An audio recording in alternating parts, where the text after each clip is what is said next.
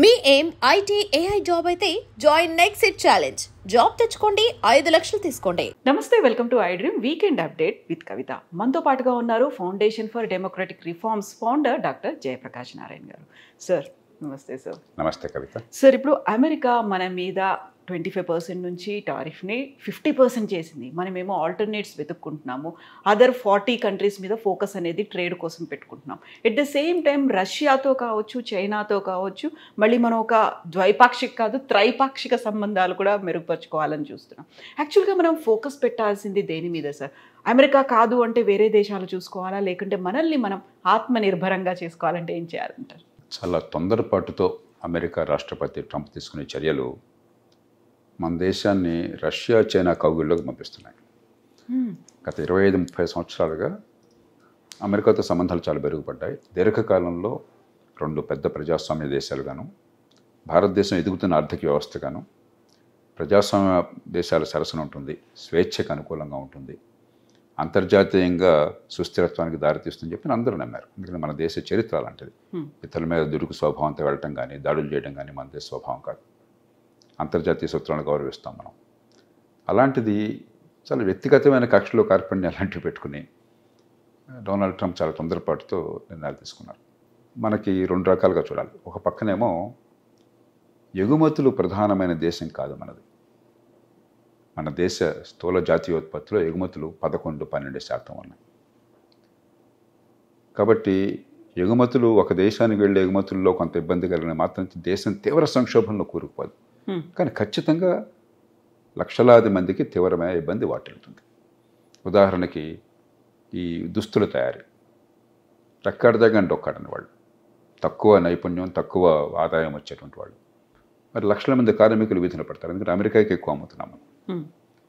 మన తెలుగు రాష్ట్రాలు తీసుకున్నట్టయితే, ఆంధ్రప్రదేశ్ తీసుకున్నట్టయితే రొయ్యల పెంపకం, ఈ మధ్య దాకా రొయ్యల ఎగుమతిలో భారతదేశం నెంబర్ 1. ఈ మధ్య ఈక్వెడార్ అని ఒక దేశం వచ్చింది, అయినా మనం అమ్ముకోగలుగుతున్నాం. ఎక్కువగా అమ్మేది అమెరికాకి. అలాగే 3 జెమ్స్ అండ్ జ్యువెలరీ, గుజరాత్లో, సూరత్ ప్రాంతాల్లో మీకు ప్రపంచంలో ఎక్కడ ఈ మణిమాణిక్యాలు ఉన్నా కూడా వాటిని పాలిష్ చేయటము, కట్ చేయటం అంతా కూడా మన దేశంలో జరుగుతుంది. అది ప్రపంచానికి ఇది కేంద్రమైంది. మరి సంపన్న దేశం కాబట్టి జెమ్స్ అండ్ జ్యువెలరీకి బాగా డిమాండ్ ఉంది, గిరాకీ ఉండేది అమెరికాలో. ఈ 3 రంగాలు చాలా ప్రస్ఫుటంగా కనిపిస్తున్నాయి. 3 కూడా లేబర్ ఇంటెన్సివ్. మనకి ఉపాధి కల్పన కావాలి, తక్కువ నైపుణ్యం ఉన్న వాళ్ళకి ఉపాధి ఆదాయాలు కావాలి, మరి అసంఘటిత రంగం నుంచి సంఘటిత రంగం తీసుకోవాలని చెప్పి ఈ 3 చాలా ముఖ్యమైనటువంటి రంగాలు. కాబట్టి ఖచ్చితంగా మనకి ఇబ్బంది ఏర్పడుతుంది. దానికి ప్రత్యామ్నాయం ప్రస్తుతానికి చైనా, రష్యాకి ఆధారం. ఎందుకంటే చైనాలో మన వస్తువులను నమ్ముకునేటువంటి పరిస్థితి లేదు. చైనా దాదాపు ప్రతి వస్తువు విషయంలో కూడా మనకంటే సమర్థంగా తక్కువ ఖరీదు చేయగలుగుతుంది. వివిధ పద్ధతుల వల్ల, కొంత నైపుణ్యం వల్ల, ఉత్పాదకత ఉండటం వల్ల, కొంత ప్రభుత్వం నుంచి వచ్చేటువంటి అదనపు సాయం వల్ల బాగా సంపన్న దేశం కాబట్టి మనతో పోలిస్తే. అలాగే రష్యా కూడా మనం అమ్మగలిగేది చాలా తక్కువ. ఉదాహరణకి రష్యా నుంచి ముడి చమురు మనం తీసుకుంటున్నా కూడా రష్యాకి అమ్మేది పెద్ద కనిపించట్లేదు, కొద్దిగా పెరుగుతుంది. కానీ అంచేత అమెరికా కానీ, పాశ్చాత్య దేశాలు కానీ మన మార్కెట్కి ఎగుమతుల విషయంలో కీలకమే, దానిలో ఏమాత్రం అనుమానం లేదు. అంచేత అక్కడ సయోధ్య ఏదో రకంగా తీసుకురావాలి. ఈ పూనకాన్ని తగ్గించి కొంచెం పట్టువిడుపులు ప్రదర్శించి చేయాలి. ఉదాహరణకి 25% రష్యా చమురు కొంటున్నాం కాబట్టి అని చెప్పినది, రష్యాని మీరు కౌగిలించుకుంటూ రోజును పుట్టినతో మంచి సంబంధాలు మీకుంటూ, మీకును యుక్రెయిన్కి ఎక్కడెక్కడ యుద్ధం అయితే, రష్యాకి యుక్రెయిన్ యుద్ధం అయితే మా మీద పడిపోతే ఎట్లాగా, ఊరి మంగళమే పడుతుందని చెప్పని హేతుబద్ధం కాదు. ఏంటంటే భారతదేశం పెద్ద ఎత్తున ఈ రిఫైనరీస్ దిగుమతి చేసుకుంటోంది. భారతదేశం దిగుమతి చేసుకోకపోతే చైనా కానీ మరో దేశం కానీ రిఫైనింగ్ కెపాసిటీ లేదు అంతగా, వాళ్ళు వృద్ధి చేయాలి. కాబట్టి చైనా అంత ఎక్కువ కొనలేదు వాళ్ళ అంచనా. అలాగే రష్యాలో ఈ మధ్య యుక్రెయిన్ యుద్ధం వల్ల రిఫైనింగ్ కెపాసిటీ ఇంకా తగ్గుతుంది. కొన్ని చోట్ల ఈ రిఫైనర్స్ మీద దాడి చేస్తున్నారు యుక్రెయినర్స్. కాబట్టి భారతదేశానికి కనుక అమ్ముకోలేకపోయినట్టయితే రష్యా కాళ్ళబేరానికి వస్తుందని చెప్పి ఒక అంచనా అయి ఉండొచ్చు. కానీ దానికి మనల్ని బలిపశం చేయడం ధర్మం కాదు. కాబట్టి మనం కాస్త పట్టుదల ప్రదర్శించి సరిగ్గా కనుక వ్యవహరించేటైతే బహుశా ఈ 25% ఈ సెకండరీ టారిఫ్స్ అంటాం, సెకండరీ శాంక్షన్స్, అవి పోవచ్చు. ఇవాళ కాకపోతే రేపైనా పోతాయి. యుక్రెయిన్లో అక్కడ ఎంతో కొంత పూర్తి శాంతి కాకపోయినా కూడా కాల్పుల విరమణ వచ్చినా, కొంత శాంతికి మార్గం ఏర్పడినా అవి పోతాయి. ఇక మిగతా 25% మీద మనం కొంచెం కుస్తీలు పడాలి. అయితే దీన్ని ఒక అవకాశంగా మలుచుకోవాలి. ఖచ్చితంగా జాతీయ స్థాయిలో ప్రభుత్వానికి ఆర్థికంగా ఇప్పుడు ఇవాళ గత 10 ఏళ్ల విధానాల వల్ల కొంచెం పుష్టిగా ఉంది.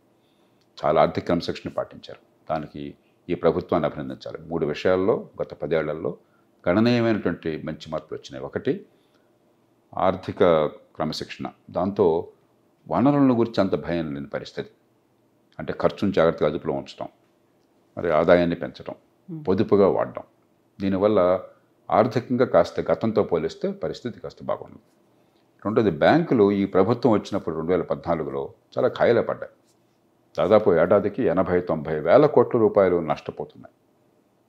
ఇప్పుడు దాదాపుగా 80-90 వేల కోట్లు, 1,00,000 కోట్ల రూపాయలు ప్రతి సంవత్సరం లాభాలు ఆర్జిస్తున్నాయి. ఆ డబ్బంతా ప్రభుత్వ ఖజానాకి ఏదో రూపంలో చాలా మెరుకెళ్తుంది. ప్రభుత్వ బ్యాంకులు కాబట్టి. నేను ప్రభుత్వ రంగ బ్యాంకులు, ప్రైవేట్ బ్యాంకుల గురించి మాట్లాడలేదు. అలాగే మూడోది, మౌలిక సదుపాయాలు, మూల పెట్టుబడుల మీద చాలా పెద్ద దృష్టి పెట్టారు. దేశంలో రికార్డు స్థాయిలో మొత్తం ఎంత పెట్టుబడి పెట్టారని చెప్పి చూసినా, లేకపోతే జాతీయ ఆదాయంలో ఎంత శాతాన్ని పెట్టుబడి పెట్టారని చూసి 2 రకాలుగా కూడా రికార్డు స్థాయిలో పెట్టుబడి ప్రభుత్వం పెడుతుంది. అందుకనే జాతీయ రహదారులు కానీ, లేకపోతే ఓడరేవులు కానీ, మిగతావి కానీ చాలా పెద్ద ఎత్తున మరి చాలా వెనకబడ్డాం గతంలో. ప్రపంచంలో G20 దేశాలతో, G7 దేశాలతో పోలిసి చాలా వెనకబడ్డాం. దాన్ని చాలా మేరకు సవరించే ప్రయత్నం జరిగింది. ఈ కారణాల వల్ల ప్రభుత్వానికి ఆర్థికంగా వెసులుబాటు ఉంది. అందుకనే ఇప్పుడు ఈ చాలా కాలం నుంచి కోరుతున్నటువంటి GST తగ్గించడం వగైరా ఇప్పుడు నిర్ణయాలు తీసుకోగలుగుతున్నారు. అలాగే కష్టంలో ఉన్నటువంటి కార్మికులను ఆదుకోవటం కానీ, ఆ పరిశ్రమలు మరి ఎగుమతుల మీద ఆధారపడే పరిశ్రమలకి మరి కొన్ని రాయితీలు ఇవ్వటం కానీ ఇది సాధ్యమవుతుంది. అది ఒక పక్కన అలాగే చేయాలి. అలాగే వేరే మార్కెట్లు వెంటనే కాకపోయినా కూడా కొంతకాలం పోయాక ఒక్క దేశమే ఆధారపడకుండా మార్కెట్లు పెంచుకునే ప్రయత్నం చేయాలి. కానీ నిజమైన సమస్య భారతదేశంలో అంతర్గతమైనది. అంతర్గతంగా ఆర్థిక సమస్యలు. అది ఎందుకంటే మన ఉత్పాదకత ఎందుకు అంత సరిగ్గా లేదు? ఎందుకు మనం చైనా లాంటి దేశాలతో పోటీ పడలేకపోతున్నాం? ఎందుకు మనకంటే బంగ్లాదేశ్ లాంటి దేశం కూడా దుస్తుల తయారీ బ్రహ్మాండంగా చేస్తుంది. కాటన్ ఉత్పత్తిలో మనం ధీటుగా ఉన్నాం. నెంబర్ 1, దాదాపు నెంబర్ 2 కాటన్ ఉత్పత్తి. కాటన్ని బంగ్లాదేశ్కో లేకపోతే వియత్నాంకో ఎగుమతి చేసి అక్కడ దుస్తులు తయారు చేసి వాళ్ళతో అమ్మించడం ప్రపంచం అంతా కూడా. మనం అంతా కలిపితే దుస్తుల తయారీ బాగా ఎందుకు దుస్తుల తయారీ గురించి చెప్తున్నానంటే, ప్రతి మనకున్నది చాలా ఎక్కువ మంది ఈ అసంఘటిత రంగంలో ఉన్నవాళ్ళు, రెక్కాడితే కానీ డొక్కాడని వాళ్ళు, నలజీతం లేని వాళ్ళు, వాళ్ళందరినీ కూడా ఈ ఉపాధి కల్పించాలి అని చెప్పంటే తేలిగ్గా ఇచ్చే దుస్తులు తయారీ. మరి మనం అంతా కలిస్తే పట్టుమని $30 బిలియన్ కూడా ఎగుమతి చేయలేకపోతున్నాం. చైనా $325 బిలియన్ చేసింది పీక్ టైంలో. మనకంటే 5 రెట్లు సంపద ఉన్న దేశం. మనలాగా మరి అసంఘటిత రంగం అంత పెద్దది లేదు. రెక్కాడితే డొక్కాడిన వాళ్ళు మన దేశంలాగా అంతమంది లేరు. అయినా కూడా చైనా అటు అత్యున్నత స్థాయిలో పెద్ద పెద్ద రంగాల్లోనూ, ఉదాహరణకి ఎలక్ట్రిక్ కార్లు, బ్యాటరీలు, కంప్యూటర్లు, మొబైల్ ఫోన్లు, స్మార్ట్ ఫోన్లు, ఏదన్నా అవన్నీ చేస్తున్నారు. అదే సమయంలో కింది స్థాయిలో ఉన్నటువంటివి, ఇది నైపుణ్యం పెద్దగా లేని వాళ్ళకు ఉపాధి కలిగించే కూడా మనకంటే 8 రెట్లు ఎందుకు చేయగలుగుతున్నారు? మనం ఎందుకు చేయట్లేదు? మనం ఒకసారి మనలో మనం ఆత్మవిమర్శ చేసుకోవాలి. ఈ దేశంలో ఈ లేబర్ ఇంటెన్సివ్ ఇండస్ట్రీ, తక్కువ నైపుణ్యం ఉన్న వాళ్ళని ఎక్కువ మందిని ఉపయోగించి వాళ్ళకి ఉపాధి కలిగించే పరిశ్రమల్ని పెద్ద ఎత్తున ప్రోత్సహించేది పోయి అన్ని రకాలుగా అవరోధాలు. భూమి పెద్ద అవరోధం, ల్యాండ్ రికార్డులు సరిగ్గా ఉండవు. భూమిని కొనుక్కోవాలని చెప్పంటే పరిశ్రమ పెట్టడం కోసం 170 పాళ్ళు డబ్బంతా భూమిలో పోతుంది. దానిలో బోళ్ళన్ని రకరకాలైనటువంటి అడ్డంకులు, భూసేకరణలో బోళ్ళని ఇబ్బందులు తీసుకొచ్చి పెట్టారు. మంచి ఉద్దేశంతోనే చట్టం తీసుకొచ్చి అసలు భూసేకరణ అసాధ్యం చేశారు. మరి లేబర్ లాస్, కార్మిక చట్టాలు, అసలు ఉపాధి లేకుండా కార్మిక చట్టాలు ఏమిటి? ముందు ఉపాధిని పెంచే కార్యక్రమం కావాలి. మన కార్మిక చట్టాలు ఏం చేస్తున్నాయి? ఉపాధిని ఆగే కార్యక్రమం చేస్తున్నాయి. అరే వీడిని ఉద్యోగంలో తీసుకుంటే నాకు అనవసరంగా తలప్రాణం తక్కువ వస్తుంది, తీసుకోకుండా చేద్దాం అనే పరిస్థితి మనం కల్పించాం. అట్లాగే నైపుణ్యం ఏది? మీకు ఆధునిక ఆర్థిక వ్యవస్థలో మీకు ఉపాధి పెరగాలని చెప్పి నైపుణ్యం కావాలి. నైపుణ్యం కావాలంటే మంచి ప్రమాణాలు, కనీసం స్కూల్ స్థాయి 10-12 ఏళ్ళు మంచి విద్య కావాలి. రోజు మొత్తుకుంటున్నాం మనం. నిన్న మొన్న కూడా నేషనల్ అచీవ్మెంట్ సర్వే వచ్చింది. దానిలో ఏం చెప్పారు? చిన్న చిన్న లెక్కలు చేయాలని చెప్పంటే 9వ తరగతిలో 100కి 30-40 మంది మాత్రమే కొంతనే చేయగలుగుతున్నారు. 90-95% మంది పాస్ అవుతుంటే ఆ క్లాసుల్లో, అదే క్లాసులో ఉన్న పిల్లలు ఎంత మేరకు ఆ స్థాయికి తగ్గట్టుగా వాళ్ళ పరిజ్ఞానం ఉందని చూస్తే 15-20% మందికి ఉంటాం. ఇది పూర్తిగా స్వయంకృత అపరాధం. ప్రతి ప్రభుత్వం ముఖ్యంగా రాష్ట్రాల్లో వచ్చినప్పుడు బ్రహ్మాండంగా బేరాలు పలుకుతుంది. కానీ 30 ఏళ్ల నుంచి చదువు ఇట్లాగే తగలడింది. దాంతో ఏమైంది, పేద కుటుంబాలకి డబ్బున్న వాళ్ళు చదువుకున్న వాళ్ళే తంటలు పడుతున్నారు. ఖరీదైన ప్రైవేట్ స్కూల్ కావచ్చు, ఇంట్లో ట్యూషన్లు కావచ్చు, అయితే వాళ్ళు డబ్బును తంటలు పడుతున్నారు. కానీ దిగువ మధ్యతరగతి పేద కుటుంబాల్లో పిల్లలకి చదివించాలన్న కోరిక ఉన్నది, ఆ పిల్లలు ఎదగాలన్న కోరిక ఉన్నది. కానీ ఇది అవకాశం లేకుండా పోతుంది, కొద్దిమంది తప్ప. వాళ్ళందరికీ కసి, ఆక్రోశం. గవర్నమెంట్ పార్టీలు ఏం చేస్తున్నాయి, ప్రభుత్వ ఉద్యోగాలు ఇచ్చేస్తాం, మెగా డిఎస్సి పెడతాం, లేకపోతే జాబ్ క్యాలెండర్ పెడతాం. అంటే మొత్తం ఉపాధిలో 100 మందికి ఉపాధి ఉంటే 3 ప్రభుత్వంలో ఉంటారు. ఈ 3ని మసిపూసి మారడికాయ చేసి భ్రమలు కల్పించి, అది అవసరమైతే ఏజ్ పెంచి, వయోపరిమితి పెంచి 35 దాకా చేస్తాం, 20 అంటే ప్రతి వాళ్ళకి ఉద్యోగం వస్తున్న భ్రమ కలిగించి మోసం చేస్తున్నారు. అక్కడి నుంచి అశాంతి, ఉద్యమాలు, ఆవేదనలు, కష్టాలు, కన్నీళ్ళు. ఆర్థిక వ్యవస్థ పెరగటము, ఉత్పత్తిలో పాలు పంచుకోవడంతో వేరే మార్గం లేదు. అది కావాలంటే నైపుణ్యం కావాలి. ఆ నైపుణ్యాన్ని ఇచ్చేది లేదు. మరి లేబర్ ఇంటెన్సివ్ ఇండస్ట్రీ రావాలంటే అన్ని అడ్డంకులు పెడుతున్నాము. మొన్న పత్రికల్లో వచ్చింది ఒక వార్త. రామగుండం, ఇప్పుడు రాష్ట్రంలో, తెలంగాణ రాష్ట్రంలో యూరియా కొరత ఉన్నది. రామగుండం ఫ్యాక్టరీ యూరియా ఉత్పత్తి చేస్తుంది. దాంట్లో రాష్ట్ర ప్రభుత్వానికి కూడా వాటా ఉన్నది. జాతీయ స్థాయిలో ప్రభుత్వ రంగ సంస్థలకి, రాష్ట్రంలో ప్రభుత్వానికి, అంటే ఒక రకంగా ప్రభుత్వ సంస్థ కదా, జాయింట్ వెంచర్ అది. అక్కడ యూరియా ఉత్పత్తి అవుతుంది. అక్కడ ఏదో సాంకేతిక కారణాల వల్ల ఫ్యాక్టరీ మూతపడింది.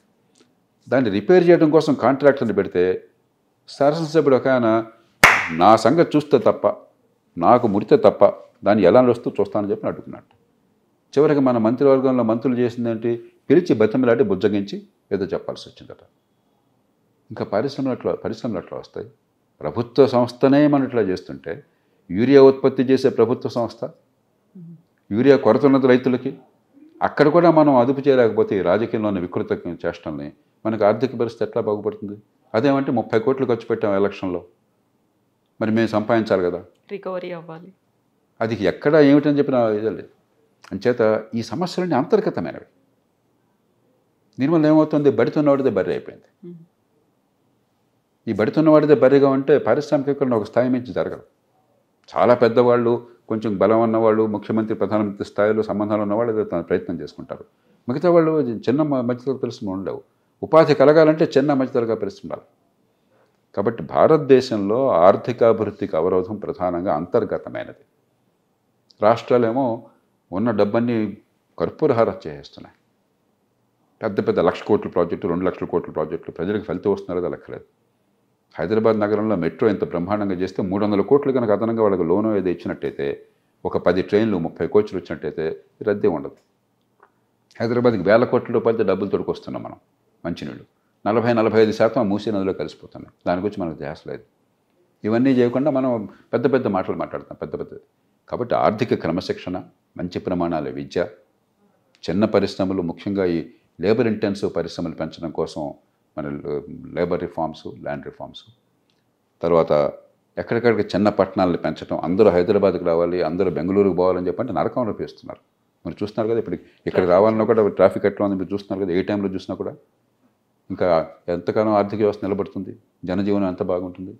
ఎక్కడైనా చిన్న పట్టణాలు పెంచి ఏర్పాటు చేస్తే, చిన్న చిన్న ఉద్యోగాలు అక్కడే వాళ్ళు సెటిల్ అయిపోయినట్టయితే ఆర్థిక అభివృద్ధి విస్తరిస్తుంది. కోట్ల మంది గ్రామాల నుంచి ఆ చిన్న పట్టణాలకి, ఊరి దగ్గరలోనే వచ్చి బాగుపడతారు. ఇవన్నీ మన చేతుల్లో ఉన్నాయి, అమెరికా చేతుల్లో, ట్రంప్ చేతుల్లో లేవు. ఇప్పుడు ఒక చైనా ఎందుకు ధీటుగా నిలబడుతుంది? వాళ్ళన్నీ సరైన పద్ధతులను పాటించారు గత 30-40 ఏళ్ళలో. కాబట్టి ఒకవేళ ఒడిదుడుకులు వచ్చినా కూడా దేశం సంక్షోభంలో ఉందన్న భయం లేదు వాళ్ళకి. అంతర్గతంగా బలం ఉన్నది, ఆర్థిక బలం ఉన్నది, సామాజిక బలం ఉన్నది, విద్య ఉన్నది, ఉత్పాదకత ఉన్నది. మనం అది చేయకుండా ఎన్ని మాట్లాడిన ప్రయోజనం లేదు. ఒక సంక్షోభాన్ని అవకాశంగా మలుచుకోవాలి. ఇది ఖచ్చితంగా పెద్ద సంక్షోభం కాదు, ఇండియా తట్టుకోగలదు, కానీ ఒక చిన్న సంక్షోభం, దాన్ని అవకాశంగా మలుచుకున్నారు. 1991లో అదే చేశాం. పివి నరసింహారావు గారు, మన్మోహన్ సింగ్ ఏం చేశారు? ఏదో మొక్కుబడిగా తాత్కాలికంగా కాకుండా కొన్నైనా చిత్తశుద్ధితో చేశారు. లేకపోతే దేశం అధ్వానం పాలయ్యేది. ఆ సంక్షోభం నుంచి గట్టెక్కడమే కాదు, ఆర్థికంగా ఆనాటికి ఈనాటికి అసలు పోలిక లేదు. ఆనాడు మీకు కార్లు కావాలంటే అంబాసిడర్, ఫియట్ 2 కార్లు, అది కూడా మీరు ప్రీమియం చెల్లించాలి. నాకు బాగా గుర్తున్నది, నేను మొట్టమొదటి కారు కొన్నప్పుడు ప్రీమియం చెల్లించాల్సి వచ్చింది ఆ కారు కొనడానికి. ఆ కారు ప్రైసే కాకుండా వాడు మనకి రాయితీలు ఇచ్చి కొనండి అని చెప్పి అడిగే బదులు, మనం బాబు నాకు కారు కావాలి, టైంకి అందదు కాబట్టి. ఫోన్ కావాలంటే నరకం, మనందరం చూసాం ఆ రోజుల్లో. ల్యాండ్ లైన్ రావాలి అంటే ఎంత కష్టం, ఓన్ టెలిఫోన్ కింద డబ్బులు కట్టి కొన్నేళ్ళు వెయిట్ చేసి ప్రతిదానికి మధ్య మధ్యలో వాడి తల కాస్త పంజారం చేసి లేకపోతే మనకు అందేది కాదు. ప్రతిదీ మనకు కొరతే. ఇవాళ అదేం లేదు. ఎందుకు సాధ్యమైంది? ఆర్థిక సంస్కరణ వల్ల. ఆ సంక్షోభాన్ని అవకాశంగా మలుచుకున్నాం. ఈవేళ కూడా ఈ మినీ సంక్షోభాన్ని అవకాశంగా మలుచుకుని ఈ మార్పులు తెస్తే అప్పుడు ఖచ్చితంగా దేశంలో ఆర్థిక ప్రగతి ఉంటుంది, ప్రపంచంలో ఒడిదుడుకుని తట్టుకునే శక్తి వస్తుంది. లేకపోతే ఎప్పుడు మరి దినదినగండం నూరేళ్ళ ఆయుష్లాగా ఉండకూడదు ఇంత పెద్ద దేశం. సో ఇప్పుడు వోకల్ ఫర్ లోకల్ అనే కాన్సెప్ట్ గతంలో వచ్చింది. ఆత్మనిర్భర్ భారత్ అనేది మన ప్రొడక్ట్స్ని మనమే వాడుకోవాలి, యూస్ చేయాలి అనేది ఇవన్నీ వచ్చిన తర్వాత అది నినాదం అవుతోంది.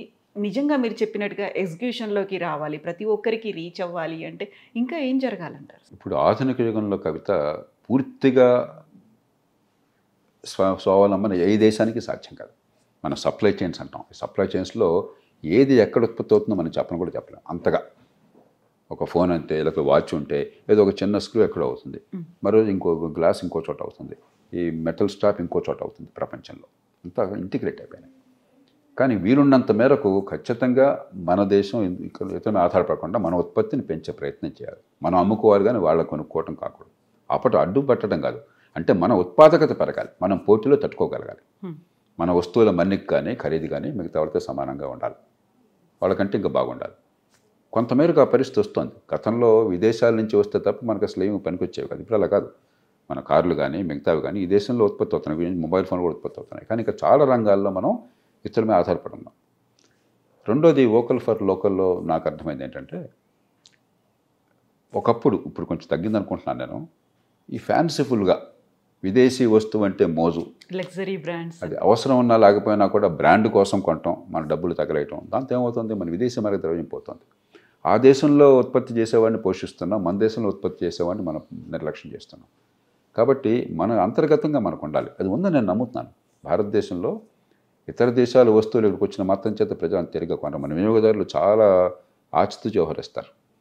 దేశభక్తి అని కాకపోయినా కూడా ఇంత పెడుతున్నాం ఖర్చు, ఈ ఖర్చుకి లాభం ఉందా లేదా అని ఆలోచిస్తారు. అందుకనే చాలా ప్రపంచ బ్రాండ్లు భారతదేశంలో పెద్ద అమ్ముడు పోలా. పెద్ద పెద్ద మల్టీనేషనల్ కంపెనీస్ ఇండియాలో మీరు కోకోకోలా దగ్గర నుంచి అయితే పెద్ద లాభాలేమి ఈ దేశంలో ఆర్జించాల. ఏదో ఒక పెరుగుతున్న మార్కెట్ కాబట్టి, పెద్ద జనాభా ఉంది కాబట్టి ఇక్కడ ఉండాలని చెప్పి ఉన్నారు తప్పితే పెద్ద లాభాలు వాళ్ళకని రాలా. ఎందుకంటే ఈ దేశంలో వినియోగదారులు కాస్త ఆచితూచి వ్యవహరిస్తారు. అంచేత నాకు ధైర్యం అన్నది.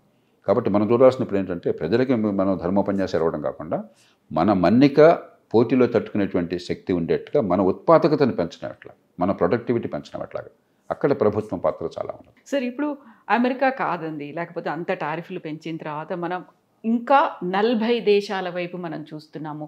అక్కడికి ఎగుమతి చేయాల్సిన వాటన్నిటిని 40 దేశాల్లో చూస్తున్నాము. అట్ ది సేమ్ టైం బ్రిక్స్లో మనం ఒక కీలకమైనటువంటి పాత్ర పోషించాము అనే దాంతో పాటుగా చిన్న చిన్న ఆఫ్రికన్ కంట్రీస్ కూడా మనం హెల్ప్ చేస్తున్నాము. అక్కడ స్వయం సమృద్ధి సాధించడానికి వాళ్ళతో కూడా బయలాటరల్ ఒప్పందాలు ఇవన్నీ అవుతున్నాయి అనుకున్నప్పుడు భారతదేశానికి ఆ దేశాలకి మధ్యలో ఒక విన్ విన్ సిచ్యువేషన్ అనేది ఉంటుంది అని మనం భావిస్తూ వస్తున్నప్పుడు, మన దగ్గర ఉన్న వాటిని మీరు చెప్పినట్టుగా సెల్ఫ్ సఫిషియెంట్గా మనకి మనం వాడుకోవాలి అనుకున్నప్పుడు, పక్క దేశాల గురించి లేకుంటే సుదూరంగా ఉన్నటువంటి చిన్న దేశాల గురించి ఆలోచించినట్టే ఇక్కడ ఏది లోపిస్తోందని మీరు అనుకుంటున్నారు సార్? ఇప్పుడు అమెరికా ప్రపంచంలో 25% ఆర్థిక సంపదకి కేంద్రం. ప్రపంచం మొత్తంలో ఉత్పత్తి దాదాపుగా $110-112 బిలియన్, $110-120 ట్రిలియన్ ఉంది. అమెరికా ఒక్కటే $31 ట్రిలియన్ దగ్గర ఉంది.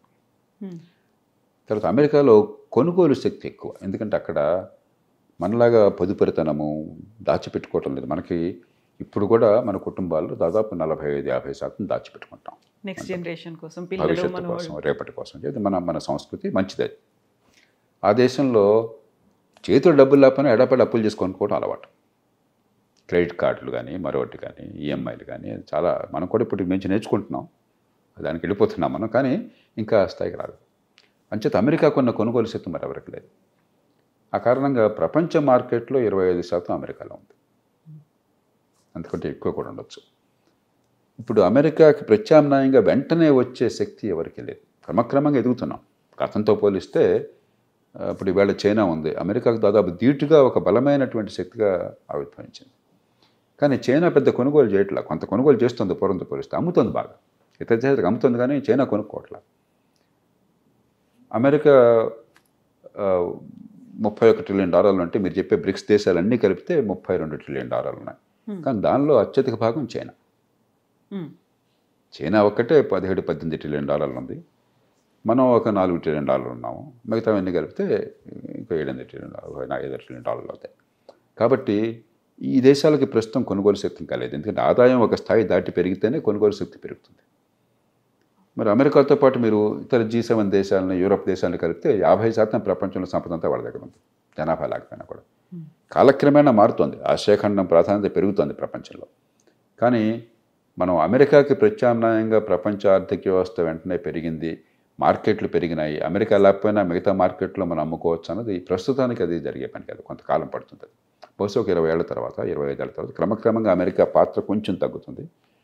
అమెరికా ప్రపంచం నెంబర్ 1గానే కొనసాగుతుంది, కానీ అమెరికా పాత్ర కొంచెం తగ్గుతుంది, మిగతా దేశాల పాత్ర పెరుగుతుంది. అది ఇప్పటికే ప్రారంభమైంది 20 ఏళ్ళుగా, వచ్చే 20 ఏళ్ళు ఇంకా పెరుగుతుంది. అంచేత మనం ఇప్పుడు ఏదో మనం ప్రపంచాన్ని జయించేసామని చెప్పిన గర్వంతో విరవగడం కాకుండా కాస్తంత నమ్రతతో కొంచెం మన భవిష్యత్ ప్రయోజనాలను దృష్టిలో ఉంచుకుని పట్టుదల ప్రదర్శించాలి. ఇప్పుడు మనకి చిన్న ఆఫ్రికా కంట్రీస్తో కూడా ఒప్పందాలు కుదుర్చుకుంటున్నాం, లేకుంటే అక్కడ ఉన్నటువంటి రేర్ ఎర్త్ మెటల్స్ని ఎక్స్ట్రాక్ట్ చేయడానికి కూడా వాళ్ళకి కావాల్సినటువంటి సహాయ సహకారాలు అందిస్తూ ఉన్నాం. మీరు చెప్పినట్టుగా ఇప్పుడు బ్రిక్స్ దేశాలకి అంత తక్కువ అనేది కెపాసిటీ ఉన్నప్పుడు చిన్న చిన్న దేశాలతో పోలిస్తే వాళ్ళతో ఫ్రెండ్షిప్స్ కావచ్చు, లేకపోతే స్వయంగా ప్రధానమంత్రి నరేంద్ర మోదీ అక్కడికి వెళ్ళి వాళ్ళతో మాట్లాడడం, ఇప్పటిదాకా ఎవరు చేయని పని మనం మోదీ చేశారు అనేటువంటి వార్తలు, విశ్లేషణలు ఇవన్నీ చూసిన తర్వాత ఎస్ మీరు చెప్పినట్టుగా అమెరికాని ఢీకొని ఇంకో చోటికి వెళ్ళడం అంటే కొంచెం కష్టమైనప్పటికీ కూడా అమెరికాలో ఉన్నటువంటి ఎకానమిస్టులు మాత్రం మనల్ని ఒక ఏనుగులాగా అభివర్ణిస్తున్నారు. అమెరికానేమో ఒక చిన్న ర్యాట్ అయినట్టు. ఊహించుకోవద్దు. కానీ మొదటిది ఏంటంటే చైనా ప్రపంచంలో ఎక్కడ ఈ ఇంధనాలు ఉన్నా సరే, లేకపోతే ఎక్కడ ఓర్స్ అంటాం మనం, ఖనిజాలు ఉన్నా సరే, చాలా ముందు చూపుతూ ఆ దేశాలతో సంబంధాలు పెట్టుకుని అక్కడ మైన్స్ అన్నింటిని కూడా వాళ్ళు సొంతం చేసుకోగలిగారు. కాబట్టి ప్రపంచంలో ఈవేళ మీరు చెప్పారు ఇందాక క్రిటికల్ మినరల్స్ అని చెప్పంటాం, రేర్ ఎర్త్స్, అక్కడ 90% చైనాలో ఉత్పత్తి అవుతున్నాయి. అంటే దాదాపు టోటల్ మొనోపలీ వచ్చేసింది చైనాకి. అట్లాగే ఇతరమైన రంగాల్లో కూడా అక్కడ చాలా జాగ్రత్తగా, చాలా ముందు చూపుతూ వ్యవహరించారు. భారత్ కొంచెం నేర్చుకుని కొంచెం ప్రయత్నం చేస్తుంది ఇప్పుడు. ఒకటి ఆ కారణం. రెండోది, ఈవేళ ఆఫ్రికా చాలా ఆర్థికంగా పెరిగిందని కాదు. ఆఫ్రికాలో ఖనిజ సంపద చాలా ఉంది. మనం ఒక ప్రపంచంలో గణనీయమైన దేశంగా ఇప్పటికే 4వ ఆర్థిక వ్యవస్థగా ఉన్నాం, రేపు త్వరలో 3వ ఆర్థిక వ్యవస్థ అవుతాం. చైనా అంత స్థాయి కాకపోయినా మనం కొంచెం కీలకమైన ప్రభావం, మన జనాభా కానీ మన సంస్కృతి కానీ మనకున్న ప్రభావం వల్ల. అలాంటి ఆఫ్రికాని మనం విస్మరించలేం. ఇవన్నీ కూడా దీర్ఘకాలంలో ప్రపంచంలో మన ఎంతో కొంత మన ప్రభావం ఉండటం కోసం, మనకి ఒక ప్రపంచంలో గుర్తించదగ్గ ఒక దేశంగా మన గణన కోసం అని చెప్పని ఈ దేశాలతో సంబంధాలు అవసరం. మూడోది, ఆఫ్రికా ఈవేళ జనాభా 130-140 కోట్లు ఉన్నది, 250 కోట్లు కాబోతోంది. ప్రపంచంలో అన్ని ఇతర ఖండాల్లో జనాభా తగ్గబోతోంది వచ్చే 40-50 ఏళ్లలో, భారత్తో సహా. భారత్ జనాభా బహుశా 160-165 కోట్లకి వెళ్ళి 170 దాటదు. తర్వాత అక్కడ ఆగిపోయి క్రమక్రమంగా తగ్గుతుంది. చైనా తగ్గటం మొదలెట్టింది, జపాన్ తగ్గటం మొదలెట్టింది, యూరోప్లో దాదాపు అన్ని దేశాలు తగ్గటం మొదలెట్టినాయి. కానీ ఆఫ్రికా ఖండం జనాభా రెట్టింపు కాబోతుంది. కాబట్టి ఒక 50 ఏళ్ల తర్వాత మీరు ప్రపంచాన్ని ఊహిస్తే ప్రపంచంలో సగం మంది కాకపోయినా 30% పైగా 40% దాకా ఆఫ్రికా వాళ్ళు ఉంటారు.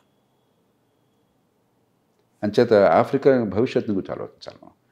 ఒక సత్సంబంధాలు ఈవేళ ఒక్కరోజున వెంటనే ఫలితాలు వస్తాయని కాదు. ఇప్పటికే మన దౌత్య సంబంధాలు ప్రపంచంతో అనుకున్నంత ఎక్కువగా లేవు. ఎందుకంటే మనకి దౌత్య నీతి మీద అంత దృష్టి పెట్టాల. మన ఫారిన్ సర్వీస్ అధికారులు ఉన్నారు, కొన్ని సిబ్బంది అనుకుని చాలా తక్కువ. ఆయా దేశాలకి కొన్ని 100 మంది సిబ్బంది ఉంటే మనం కొన్ని 10 మంది సిబ్బందితో నడుపుకొస్తున్నాం. కాబట్టి మనం ఆ దేశాలతో సంబంధాలు పెరగాలి, దీర్ఘకాలికంగా మనకి సంబంధాలు ఉండాలి దౌత్య నీతిలో అని చెప్పంటే దృష్టి పెట్టాలి. ఆ ప్రయత్నం కొంత చేస్తున్నాం మన వనరుల మేరకు. మన దేశంలో సమస్యలను పక్కన పెట్టి ఇతరులకు సాయం చేసే శక్తి మనకు లేదు. మనకున్నంతలో వాళ్ళతో సంబంధాలు పెంచుకుంటున్నాం. చైనా నుంచి పాఠాలు నేర్చుకుంటున్నాం. చైనా ఏం చేశారంటే కొంచెం దుడుకు స్వభావం కూడా చైనా చూపెట్టింది. అక్కడ ఆ దేశాల్లో ఉన్నటువంటి నియంత్రణకు ఎవరికో లంచాలు ఇచ్చేసి ఆ ప్రజల్ని కొంచెం తక్కువగా చూసి, చైనా నుంచి మరి ఉద్యోగులు మేనేజర్లు వెళ్ళినట్లయితే వాళ్ళు కూడా ప్రజలను చులకన చేసేలాంటివి చేశారు. మన భారతదేశం వాళ్ళ నుంచి పాఠాలు నేర్చుకుని కొంచెం జాగ్రత్తగా వ్యవహరిస్తుంది. ఎందుకంటే చైనా అంటే ఆఫ్రికా చాలా దేశాల్లో కొంత నిరసన కూడా ప్రజల్లో ఉంది. అంచేత ఇవి దీర్ఘకాలంగా ఫలితాలను ఇచ్చేవి, వెంటనే కాదు. ఖచ్చితంగా ఖనిజ సంపద వీలున్నంత మేరకు మనకు నష్టం లేకుండా చూసుకోవాలి. సో ఈ ఏనుగు ఎలక ఏంటి సార్ అసలు? ఏదో ఇప్పుడు ఒక కార్టూన్లతో పోలికలను మనం సీరియస్గా తీసుకోకూడదు. మనం డెంగ్ షియాపింగ్ చైనీస్ నాయకుడు, గతించిన నాయకుడు, ఆయనే చైనాలో ఈ మౌలికమైన మార్పుకి విప్లవానికి నాంది పలికాడు. మార్కెట్ విప్లవానికి, స్వేచ్ఛా వాణిజ్యానికి, ఆర్థిక ప్రగతికి నాంది పలికిన ఆయన ఎప్పుడు చెప్పేవాడు చైనాలో తన కమ్యూనిస్ట్ పార్టీని, ప్రభుత్వాన్ని ఉద్దేశించి, మీ బలాన్ని దాచుకోండి, చూపెట్టబోకండి, ప్రగల్భాలు పలకబోకండి, మెత్తగా ఉండండి. కొన్ని సమస్యలు వెంటనే పరిష్కారం కావు, ఒక తరంకాలం తర్వాత అవుతాయి, కొంపనికి పని లేదు. ప్రస్తుతం ఆర్థికాభివృద్ధి మీద, దేశాన్ని బలోపేతం చేయడం మీద, సమాజాన్ని కల్పించడం మీద దృష్టి పెట్టండి అని చెప్పాను. మనం దాని నుంచి నేర్చుకుంటే చాలా మంచిది.